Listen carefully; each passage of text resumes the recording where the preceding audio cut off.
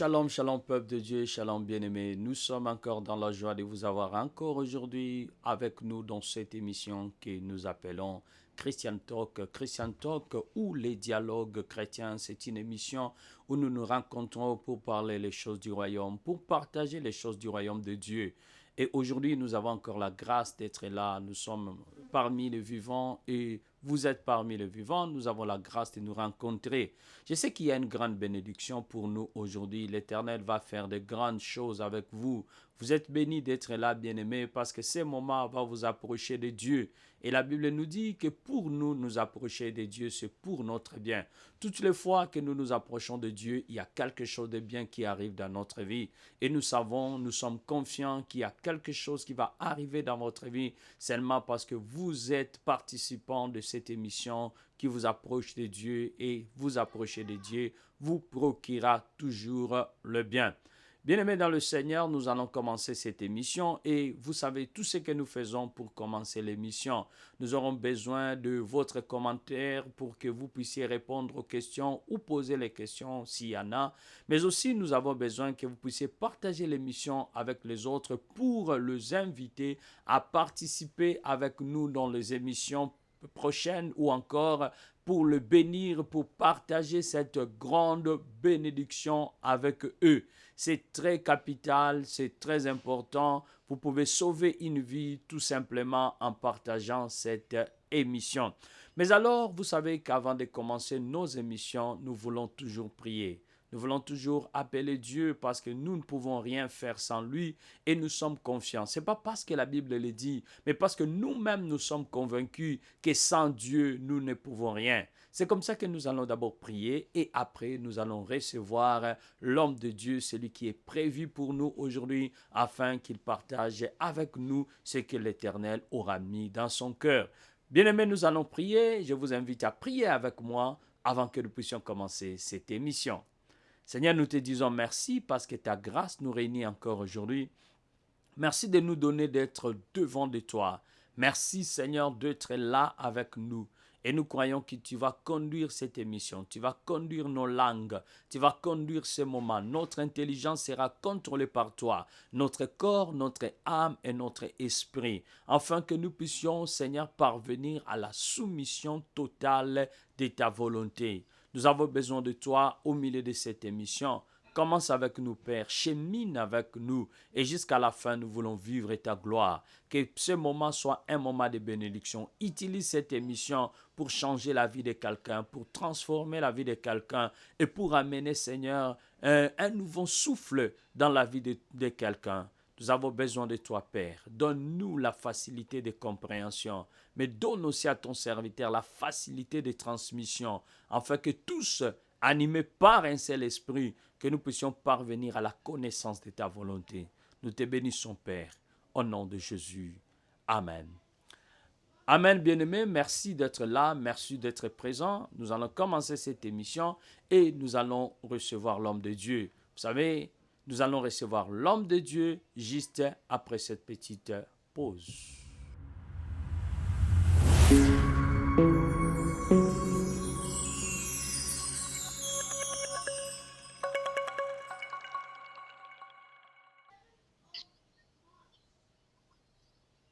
Merci Firestone Media, c'est nous et Jacques Cafouas, c'est moi. Mais sur ce plateau, je ne suis pas seul. Je suis avec l'homme de Dieu. Vous le voyez déjà, nous sommes avec l'homme de Dieu, le pasteur Moïse. Il est avec nous encore aujourd'hui. Pasteur Moïse, comment ça va?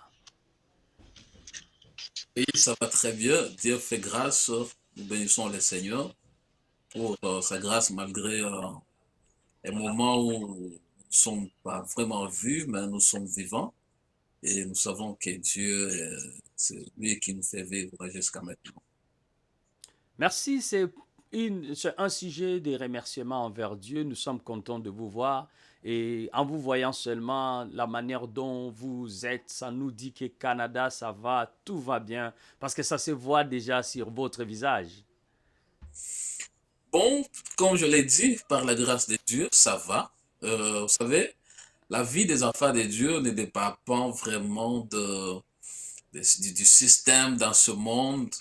Mais si nous allons de l'autre côté, nous savons que le Canada et les États-Unis aujourd'hui, il y a une sorte de guerre économique qui risquerait d'éclater, hein, et ça pourrait affecter euh, le revenu de beaucoup de gens. Mais par rapport à cela, ça ne va pas. Mais par rapport à la grâce de Dieu, ça va. Merci, la grâce, c'est ce qui nous suffit. La Bible dit, ma grâce te suffit. Et quand la grâce va bien, donc tout va bien. Nous sommes là, Pasteur Moïse, le sujet, nous l'avons commencé depuis longtemps. Nous sommes toujours en train de parler du sacerdoce d'Aaron face au sacerdoce de Jésus. Et nous étions en train d'exploiter certaines choses. Je ne sais pas, aujourd'hui, qu'est-ce que vous nous apportez? Quel est le rappel dans ce que nous étions en train de faire, afin que les téléspectateurs soient au même diapason que nous et ça nous permettra d'évoluer lentement et sûrement.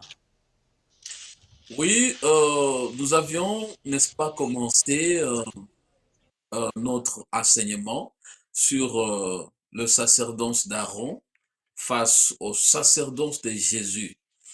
Et à d'autres termes, après beaucoup d'explications, nous avons, n'est-ce pas, ramené ça à dire aux gens que c'est le sacerdoce lévitique face au sacerdoce de Melchisédek. Melchisédek, bien sûr, qui a préfiguré le Seigneur Jésus-Christ. Et nous avions expliqué, n'est-ce pas, que beaucoup de gens, ils disent que Melchisédek, c'est quelqu'un qui a existé, quelqu'un de la descendance d'Abraham, de Seth, ainsi de suite. Bon, de Noé, je m'excuse. Bon, nous avions balayé toute cette connaissance par la lumière des Écritures. C'est vraiment de longs enseignements que nous avions faits cette année 2024. Et je pense que depuis le début de cette année 2025, vraiment, on n'a pas eu la grâce d'être ensemble. C'est ainsi qu'aujourd'hui, nous venons, grâce toujours à Fire Media, pour faire une sorte de rappel. Il n'y a vraiment pas quelque chose de nouveau que nous allons apporter aujourd'hui.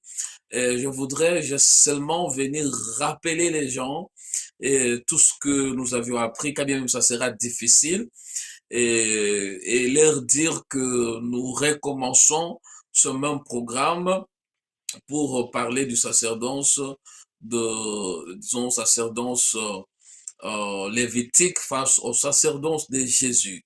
Et nous avions, n'est-ce pas, démontré clairement la manière dont les gens se comportaient dans le sacerdoce lévitique face au sacerdoce du Seigneur Jésus-Christ aujourd'hui. Et on est en train de dénoncer certains comportements aujourd'hui dans, entre guillemets, l'Église, où les gens viennent avec un comportement, une façon de parler, une façon de s'habiller, surtout parce que nous faisons vraiment beaucoup notre focus là-bas, disant que non, eux, ils sont en train de suivre ce qui se faisait pendant le sacerdoce lévitique.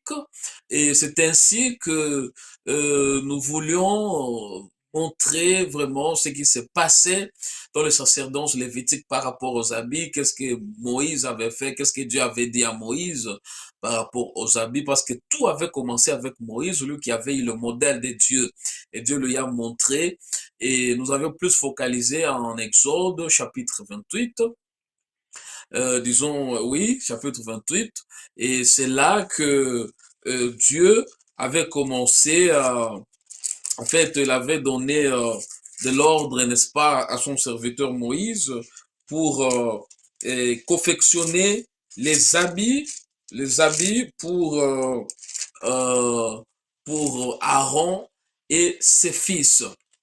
Euh, et pour, n'est-ce pas, revenir là-bas à ce point-là, bien qu'on est en train de parler du sacerdoce lévitique, pourquoi ces habits ici ont commencé avec Aaron?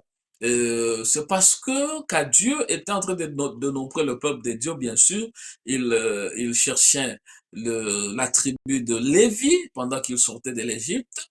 Mais dans la tribu de Lévi, il était en train de chercher, comme nous l'avions, n'est-ce pas, dit, plus la maison d'Aaron, Aaron avec ses quatre fils, parce que normalement, ce sont ces gens-là qui vont être des sacrificateurs, de principaux sacrificateurs, n'est-ce pas?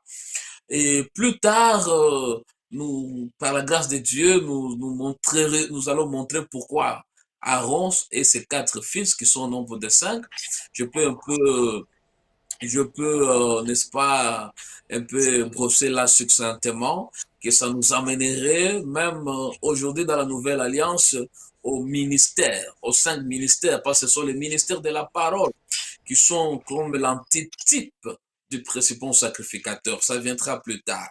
Mais nous avions, n'est-ce pas, dit, selon les critiques qu'on vient de nous montrer là-bas, la manière dont disons, Moïse avait, n'est-ce pas, dit avait choisi les gens qui vont confectionner les habits à Aaron et ses fils selon l'ordre des dieux. Et ce sont maintenant ces habits-là. Ce sont ces habits-là que nous sommes en train d'expliquer, nous sommes en train de décortiquer. Et c'est vraiment un enseignement qui a beaucoup de richesses. On a fait plusieurs émissions, mais chaque jour, il y a de nouvelles choses sur chaque habit que le Seigneur est en train de nous montrer. On a parlé de l'effort, on a parlé en fait, on a parlé de beaucoup, beaucoup de choses. La fois passée, je crois, la dernière émission, on avait, n'est-ce pas, parlé des pans de la robe, des grêlons, disons, le grenade, ainsi de suite. On a parlé de toutes ces choses et on a expliqué toutes ces choses. Et pendant que je suis en train de faire une sorte de récapitulation, vous allez me permettre, chers téléspectateurs, de faire la même lecture, parce que c'est là où il y a le nœud de notre partage aujourd'hui. Vous savez, la Bible dit, vous connaîtrez la vérité et la vérité vous affranchira. Parce qu'aujourd'hui, les gens sont en train de penser être dans la vérité, mais la vérité, c'est quoi? C'est pas que tout le monde va venir avec n'importe quoi et te dit que c'est la vérité. Si c'est contraire à ce que nous disent les Écritures, les saintes Écritures, en tout cas, c'est pas la vérité de Dieu. Vous savez, les gens peuvent rêver, ils voient des choses, ils rêvent de choses, et ils vous reviennent demain avec un manteau là, et il te dit que non, écoutez, ça, c'est ce que Dieu avait dit dans l'ancienne alliance. Non, non. Dieu n'avait pas vraiment dit ça si tu retournes dans les Écritures. Voici ce que Dieu avait dit à Aaron, Exode chapitre 28. Fais approcher de toi Aaron, ton frère et ses fils, et prends-les parmi les enfants d'Israël pour les consacrer à mon service dans le sacerdoce. Aaron et ses fils, Nadab, Abihu, Éléazar et Itamar. Tu feras à Aaron ton frère des vêtements. Ça, c'est le verset 2. Tu feras à Aaron des vêtements sacrés pour marquer sa dignité et pour lui servir de parure. Nous avions expliqué cette écriture-là, et nous avions démontré que ces habits avaient pour mission marquer la dignité d'Aaron et de ses fils, et aussi lui servir de parure. Ce n'est pas seulement n'importe quels habits. Ce sont des habits qui marquent une dignité. Une dignité. Ça veut seulement dire que ça va rendre Aaron différent de tous les hommes d'Israël et ses fils à cause de la mission, à cause du service, le service que le Seigneur lui a donné dans le sacerdoce. Vous avez expliqué aussi le sacerdoce, c'est quoi? Je voudrais juste venir vous rappeler un peu. Vous avez dit le sacerdoce, c'est juste le service de sacrificateur, sacrificature, le service des dieux qu'il était en train de faire dans le temple. Tu parleras à tous ceux qui sont habiles, à qui je donnais un esprit plein d'intelligence. Tu vois, c'est pas n'importe quel tailleur, c'est pas n'importe quel couturier qui va faire ses habits, mais ce sont des gens à qui Dieu a donné, à qui Dieu a doté l'esprit plein d'intelligence. C'est pas n'importe qui. Et ils feront les vêtements d'Aaron en fait qu'il soit consacré et qu'il exerce au sacerdoce. C'est-à-dire, Aaron ne sera pas consacré avant que ces vêtements ne soient confectionnés. Car ces vêtements seront confectionnés et puis on viendra consacrer Aaron. Voici les vêtements qu'ils feront. Un pectoral, un éphod, une robe, une robe, une tunique brodée, une tiare et une ceinture. Ils feront des vêtements sacrés à Aaron, ton frère, et à ses fils, afin qu'il exerce mon sacerdoce. Euh, Nous avions, n'est-ce pas, touché plus la robe, la tunique brodée. Il y a encore beaucoup d'autres choses qu'on n'a pas encore touchées là-bas. Le pectoral, bon, on a brossé succinctement, mais on n'a pas vraiment expliqué. L'effort non plus, euh, une tiare non plus. Bon, la ceinture, on avait touché vraiment au-dessus et par la grâce de Dieu, ce sont les points. Dans les émissions que nous commençons aujourd'hui, nous allons, n'est-ce pas, démontrer, expliquer. Et nous avions, n'est-ce pas, dit que ces choses, même ceux qui disent aujourd'hui qu'ils les portent, ils ne les portent vraiment pas comme c'est écrit dans la Bible, dans les Saintes Écritures. Pour vouloir dire qu'ils portent autre chose. Et nous avions, n'est-ce pas, dit que par la grâce de Dieu, vers peut-être la fin, bien sûr, nous ne terminerons pas vraiment les Écritures, on ne fait que des virgules, on ne chute que quelque part. C'est jusqu'à ce que Jésus viendra prendre l'Église que nous continuerons toujours à savourer la douceur des richesses que les Saintes Écritures nous révèlent chaque jour. Parce que dans chaque écriture, tu peux trouver plusieurs richesses qui vont toujours bénir notre esprit. Et nous avions, n'est-ce pas, touché la robe, comme je l'ai dit, nous avions touché beaucoup d'autres choses là-bas, mais il y a d'autres choses qu'on n'a pas touchées. Ah, alors, en continuant avec cet enseignement, je voudrais, euh, pour aujourd'hui, je voudrais tirer l'attention. Bien sûr, on va expliquer, comme je vais de le promettre, beaucoup d'autres choses qu'on n'a pas touchées. Je vais vous donner un peu de tout ce qu'on a touché, ce dont on a parlé. Mais, quand tu suis toutes les lectures que nous avions faites dans les émissions précédentes, et les écritures que nous avions lues dans les émissions précédentes, et beaucoup d'autres que nous n'avons pas encore lues, bien sûr, qui sont liées à ça, il y a quelque chose, j'espère, si vous aviez tiré attention, chers téléspectateurs, et que dans le service ou durant ou pendant le service sacerdotal, laisse-moi changer un peu la question. Quand Dieu parle à Aaron, quand Dieu parle à Aaron, laisse-moi lire par exemple Lévitique, avant de tirer votre attention à ces points. C'est très important. Lévitique chapitre 15, chapitre 15, chapitre 16, prenons le chapitre 16, le verset 4. Je ne sais pas si notre régie peut nous balancer. Lévitique 16, verset 1. On peut commencer au verset 3. Verset 3, on ira verset 4. On peut aller, on va descendre là-bas. Voici ce que dit le verset 3. Voici de quelle manière Aaron entrera dans le sanctuaire. Il prendra un jeune taureau pour le sacrifier d'expiation et un bélier pour holocauste. Verset 4. Il se revêtira de la tunique sacrée de lin et portera sur son corps des caleçons de lin. Tout ça, on va toucher. J'avais donné la promesse qu'on va toucher ces caleçons de lin. Il se ceintera d'une ceinture de lin. On va aussi en parler. il se couvrira la tête d'une tiare de lin. On va dire la tiare de lin qui couvre la tête. Ce sont les vêtements sacrés. Donc, il se revêtira après avoir lavé son corps dans l'eau.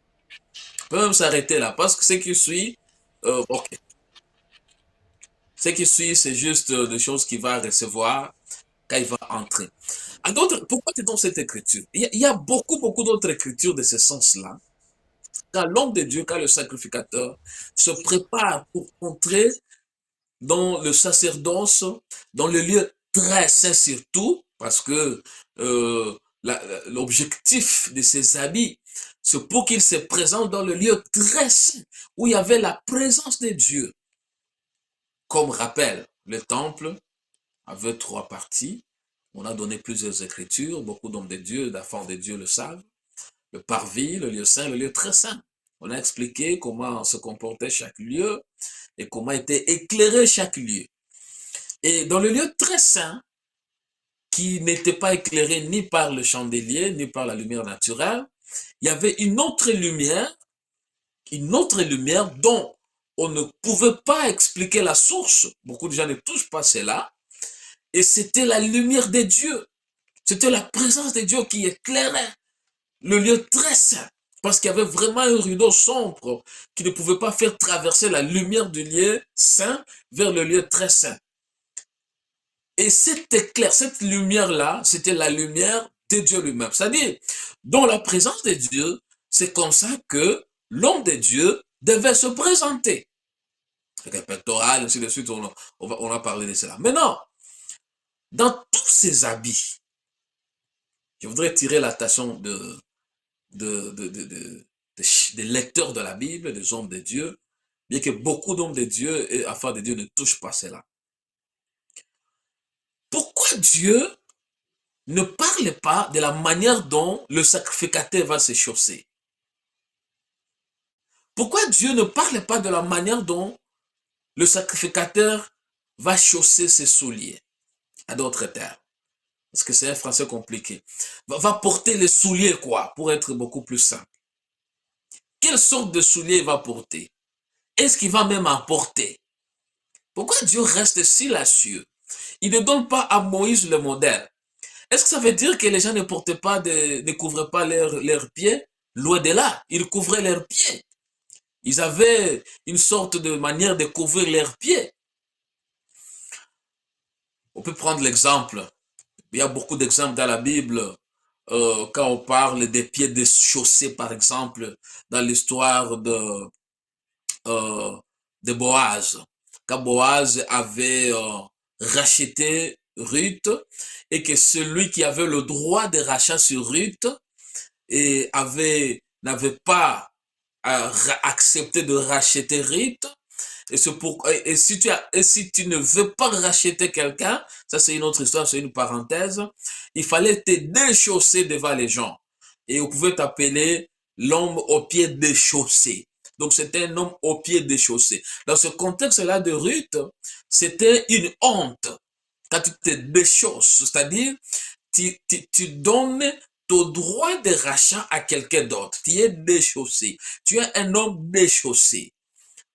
Voyez-vous, là, ça n'a pas le même sens que le sens du sacrificateur qui se présente devant Dieu. Je donne cet exemple seulement pour vouloir dire qu'ils couvraient quand même leurs pieds. Mais pourquoi Dieu n'a parlé pas pour le sacrificateur quand il va se présenter dans le lieu saint, quand il va exercer le travail sacerdotal? Prenons un autre exemple. Quand Jésus est venu, n'est-ce pas, Jean a, n'est-ce pas, dit qu'il n'a pas même le pouvoir de délier le courroie de son sandal. Donc, quand même, il a rencontré les habitudes, quand Jésus est venu, il a quand même rencontré les habitudes que les gens portaient des sandales avec des courroies. Et Jean a, n'est-ce pas, dit qu'il n'a pas le pouvoir de délier le courroie de son soulier, disons, de son sandal. Bon, pour vouloir dire, il portait quand même des souliers. Il couvrait les pieds. Quand je dis souliers, c'est pas comme le soulier aujourd'hui. Il couvrait quand même les pieds. sandales ou pas, il couvrait les pieds. Mais pourquoi Dieu reste silencieux? C'est-à-dire, le sacrificateur se préparant au travail sacerdotal, il n'y a pas la place des souliers dans ce service-là. Et pourtant, ces parures, ces vêtements qui servaient de parure, ces vêtements servaient de distinction à d'autres termes pour ne pas utiliser le mot compliqué. Est-ce que les pieds, les chaussures, le soulier ne pourraient pas figurer parmi cette parure, parmi cette dignité? Pourquoi j'ai dit ces choses qu'il ne portait pas ses souliers? Et pourquoi c'était comme ça? Il est écrit par le témoignage des 2 ou 3, la chose est agréée. Lisons par exemple, prenons par exemple Josué chapitre 5. Chapitre 15 ou 5, prenons par exemple 15 verset 5. Donc, ce 5-15. Lisons Josué chapitre 5.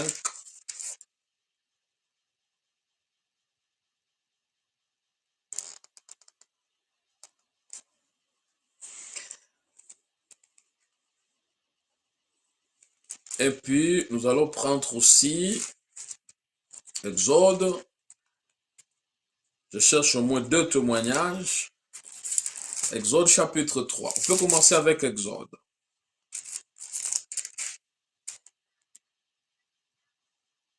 Exode chapitre 3. Nous prenons, ça c'est l'appel de Moïse, car Dieu a appelé Moïse. Dieu dit, Exode chapitre 3 verset 5. Dieu dit, n'approche pas d'ici, ôte tes souliers de tes pieds, car les lieux sur lesquels tu te tiens est une terre sainte. Et il ajouta, le Dieu de ton père, le Dieu d'Abraham, le Dieu d'Isaac, le Dieu de Jacob. Oui, il se cachait le visage car il craignait de regarder Dieu. Reprenons le verset 4, le verset, je m'excuse, 5. N'approche pas d'ici, ôte tes souliers de tes pieds, car les lieux sur lesquels tu te tiens est une terre sainte. Chapitre 3 de Josué. Allons maintenant à Josué. Chapitre 3. Que dit Josué? Que dit le verset 5 de Josué?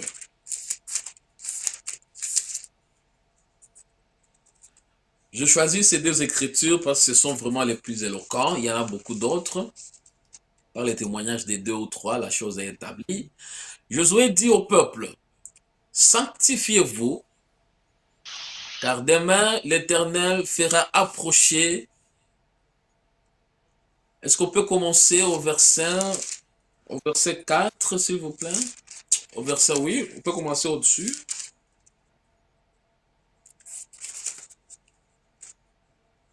Mais il y aura entre vous et elle une distance d'environ 2000 coudées. N'en approchez pas d'elle. N'en approchez pas, je m'excuse. Elle vous montrera le chemin que vous devez suivre. Je vais m'excuser, ce n'est pas l'écriture vraiment que je cherche. Laisse-moi revenir dans ma Bible.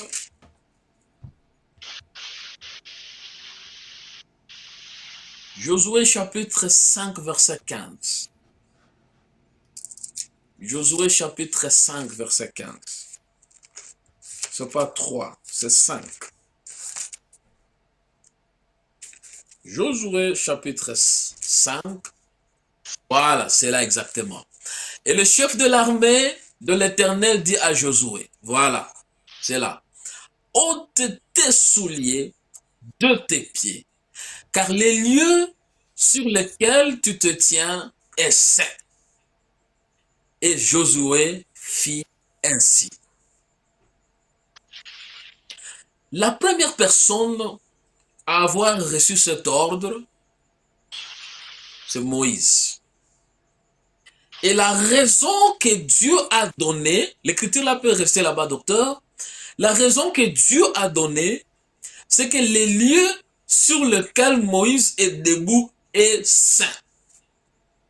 Qu'est-ce qui a sanctifié ces lieux? C'est la présence de Dieu.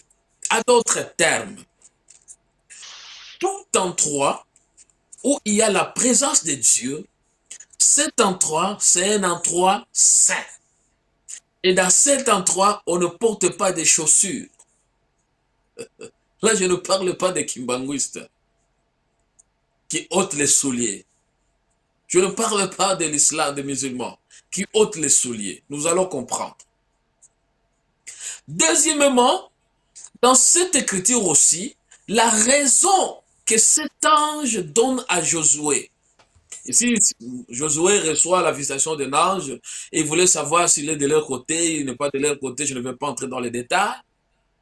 Avec Josué, c'était un homme de guerre, je me pense, hein, c'est un autre message, je ne vais pas y toucher. Mais ce que je cherche est que cet ange a dit à Josué d'ôter ses souliers. C'est-à-dire, comme je l'ai dit au début, il portait quand même les souliers avant. Mais la raison que l'ange dit à Josué, montre à Josué, est que le lien sur lequel il se tenait, c'est un lien saint.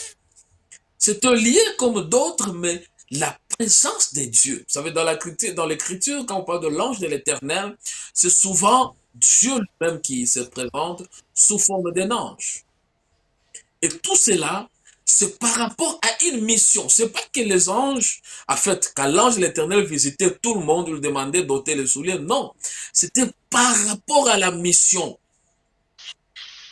que Dieu donne à une personne. Surtout dans cette mission s'il y a le sacrifice. Ainsi de suite. Pourquoi je prends ces écritures? Pour vouloir montrer que peuvent être les raisons bibliques qui ont fait que Dieu ne puisse pas parler du modèle de souliers que les sacrificateurs vont porter. Quand il donnait le vêtement, la manière de s'habiller du sacrificateur, d'Aaron et ses fils, quand ils vont se présenter dans l'exercice du service de sacrifice, l'exercice sacerdotal, quoi. Alors, aujourd'hui, les gens qui viennent avec un certain accoutrement, avec la raison biblique qu'ils pratiquent ce qui était dit ou pratiqué dans l'ancienne alliance. Pourquoi vous ne venez pas pieds nus alors? Pourquoi vous ne venez pas avec plutôt peut-être des sandales pour les autres? Alors pieds nus. Et aujourd'hui, même si tu viens pieds nus, dans le sacerdoce de Jésus, ce n'est pas que nous allons prendre littéralement cela. Qu'est-ce que ça signifiait? Comme de la manière dont Dieu avait parlé à Moïse, dans Exode chapitre 3, là où nous avions lu. C'est que les lieux est tu ôtes tes souliers. C'est-à-dire, le soulier était symbole d'une impureté. Pourquoi? Parce que le soulier couvre le pied et tu marches n'importe où, tu vas piétiner n'importe quoi et tu ne peux pas venir avec ça dans la présence de Dieu. C'est-à-dire, dans ta manière de marcher, toi sacrificateur, tu fais le travail sacerdotal. Tu dois être déchaussé. Tu dois être déchaussé. dans la présence de Dieu, afin de ne pas venir avec tout ce que tu as ramassé par-ci, par-là. Quand tu es déchaussé, alors tu es dans la présence de Dieu, facilement, tu vas faire ton mouvement dans la présence de Dieu, selon ce que Dieu va t'orienter. Je voudrais un peu attirer l'attention de beaucoup déjà à ce point, parce que après avoir établi ces nœuds de anciennes, je dirais, émissions, programmes, anciens programmes, et ce que nous allons continuer toujours dans le même thème, c'est par là que nous allons introduire nous allons mettre un joint entre ce que nous avions dit et ce que nous continuerons à dire, et nous réexpliquerons maintenant beaucoup d'autres qu'on n'a pas expliquées. Donc, c'est une manière, chers téléspectateurs, de vous rappeler, de vous ramener, de ramener votre intelligence, de ramener votre connaissance et mettre les nœuds entre ce que nous avions dit et la suite qui va venir. Et c'est ces points-là de souliers que nous allons expliquer en détail dans notre programme qui va venir prochainement. Docteur. Merci encore beaucoup, Papa Moïse. Merci pour votre intervention et merci de nous rappeler où on était. Et bien que vous avez dit qu'aujourd'hui on n'ajoute pas, mais nous avons été bénis. Il y a beaucoup de choses que vous avez ajoutées et qui nous a aidés. Peut-être juste pour nos téléspectateurs, vite, parce que vous l'avez invoqué, quand nous disons ôter tes souliers dans le cadre spirituel je vais dire, de notre ère ou de notre ère, qu'est-ce que cela signifie un peu? Nous comprenons que les pourquoi des souliers ne sont pas là. Mais quand on dit ôte tes souliers parce que tu es un lien saint dans le cadre spirituel de notre ère, qu'est-ce que ça signifie? Oui, justement, c'est ça maintenant le message. Donc, vous voulez que je puisse l'ouvrir. Mais comme la question vient de se poser, je vais le dire un peu à passant. Je l'ai même dit indirectement, bien que je ne suis pas entré dans le détail.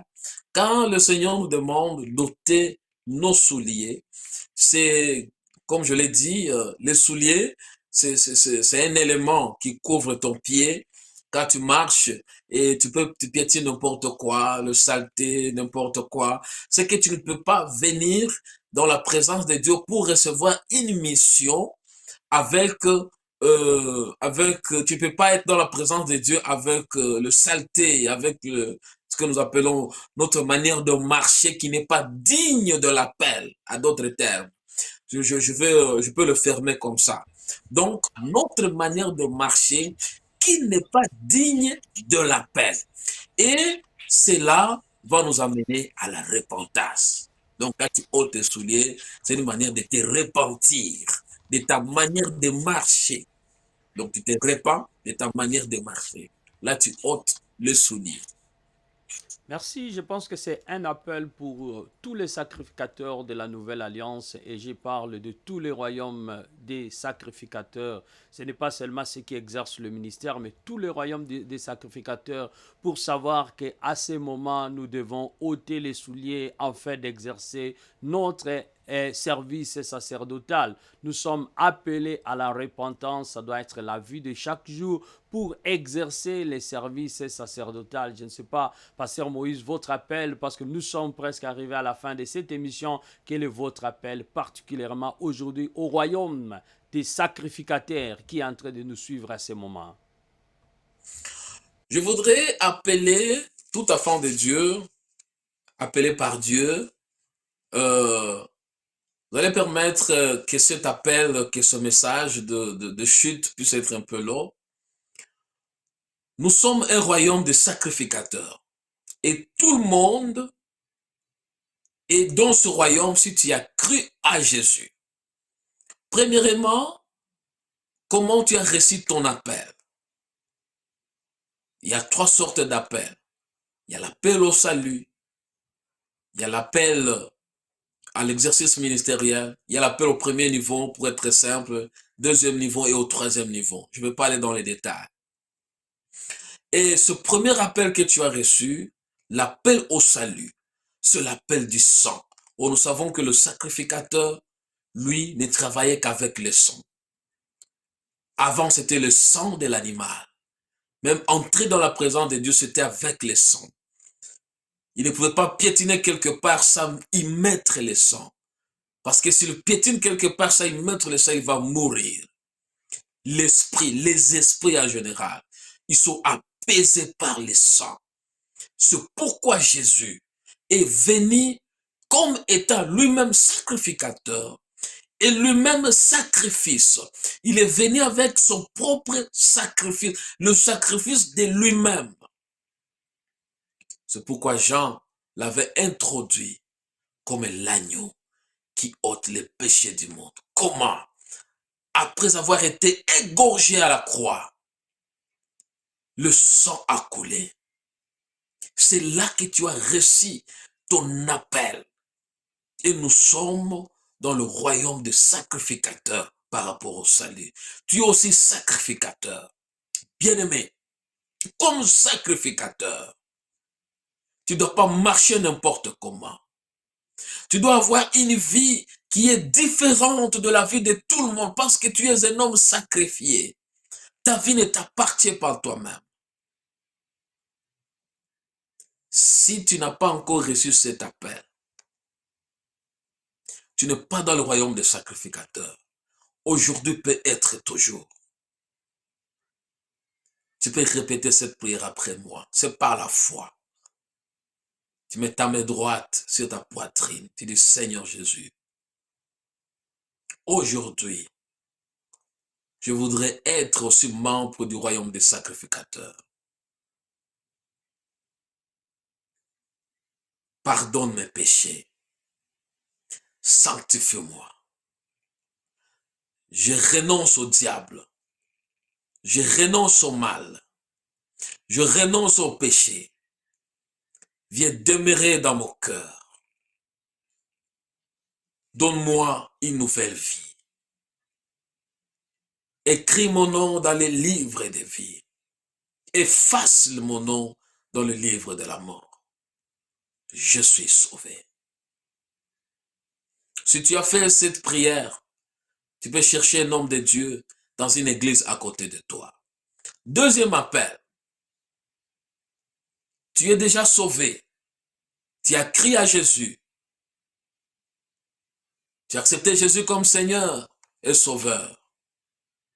Tu es déjà dans le royaume des sacrificateurs. De là où nous avions chuté, ta manière de marcher, ta manière de te comporter, tu as piétiné beaucoup de choses.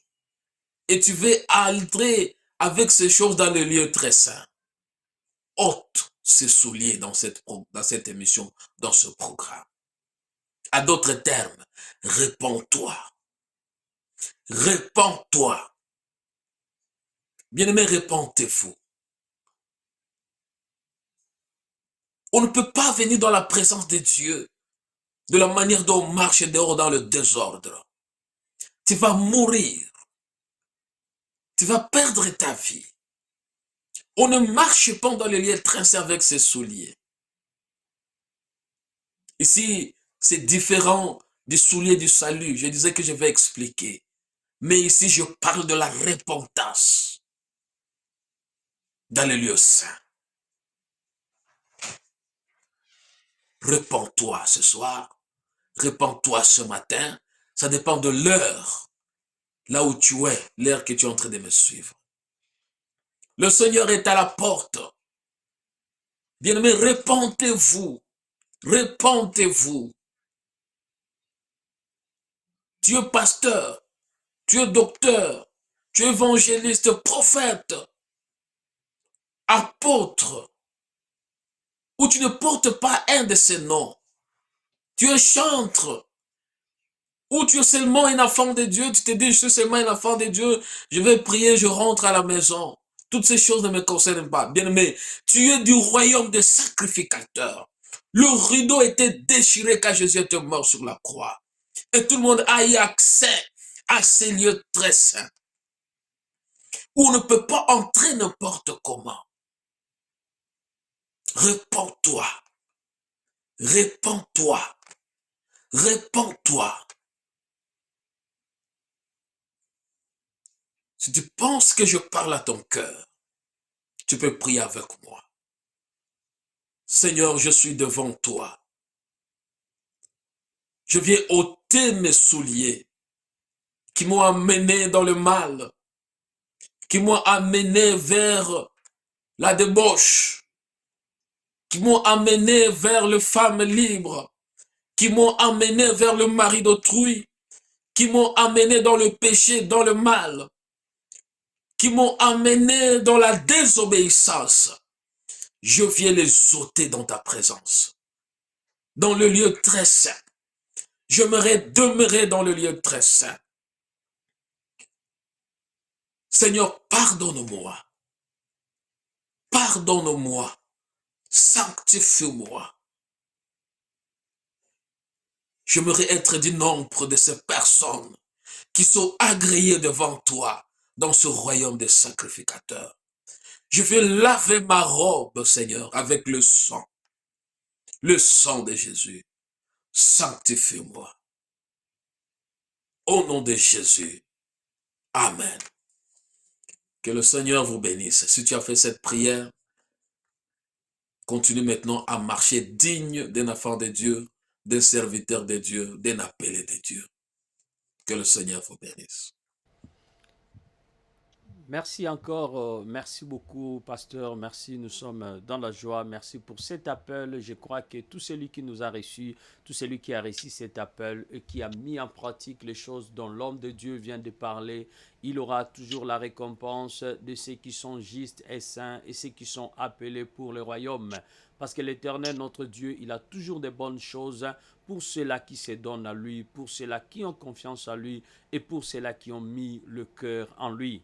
Nous voici donc arrivés à la fin de notre émission, bien-aimé. Toi qui as pris cette nouvelle résolution, nous t'invitons à marcher à nouveauté de vie. Nous t'invitons à vivre une vie différente de celle que tu vivais avant et que tu continues à marcher et à servir Dieu avec assurance parce que tu es devenu enfant de Dieu et maintenant tu fais partie de son royaume. Tu lui ressembles, tu partages tout avec lui. Comme la Bible dit, les enfants partagent le sang et la chair. Toi aussi, tu partages avec lui la nature de sa divinité. Que l'Éternel te bénisse, bien-aimé, toi qui as été avec nous, bien-aimé. Et je pense que nous allons nous revoir la fois prochaine pour continuer nos émissions. Nous allons nous revoir la fois prochaine, n'est-ce pas, pasteur? Je sais que la fois prochaine, nous serons toujours ensemble. Et je ne sais pas si vous avez un mot pour clôturer parce que nous sommes vraiment arrivés à la fin de cette émission. Ah oui, il n'y a pas grand-chose à dire en dehors de tout ce que nous avions dit. Je voudrais seulement rappeler les enfants de Dieu que nous devons aussi nous préparer, n'est-ce pas, à l'enlèvement. Les prophéties sont en train d'accélérer. Euh, Normalement, l'Église devait avoir comme mission préparer l'Église à l'enlèvement. C'est dommage quand dans l'Église de Javier à Javier, on ne parle que prospérité, élévation. C'est pas mal, nous avons besoin de la prospérité, de l'élévation, mais que normalement nous puissions plus nous préparer à l'enlèvement que à ces choses. Alors que les enfants de Dieu, dans tout ce que nous faisons, achetons nos maisons, marions-nous, oui, faisons ces choses, mais sachant que le Seigneur peut venir, donc à tout moment. Merci, le Seigneur peut venir à tout moment. Nous devons être prêts pour l'enlèvement. Merci pour nous avoir suivis. Merci d'avoir prié avec nous. Nous vous fixons rendez-vous pour la fois prochaine dans notre émission. Allez dans nos liens, le lien précédent. Vous pouvez voir toutes nos émissions, les séries des émissions. Vous pouvez aller sur notre page YouTube et aller dans le playlist qu'on appelle Christian Talk. Vous allez voir nos émissions précédentes et ça fera une grande bénédiction. Si vous pouvez suivre ces émissions depuis le début jusqu'à aujourd'hui, bien aimé, il y aura une grande bénédiction et vous serez totalement transformés parce que ce sont des choses qui agissent pour nous façonner et nous transformer à la lumière et à la gloire de Dieu le Père. Que Dieu vous bénisse donc, bien-aimés, et nous vous fixons rendez-vous pour la fois prochaine. Au nom de Jésus, nous vous disons Shalom.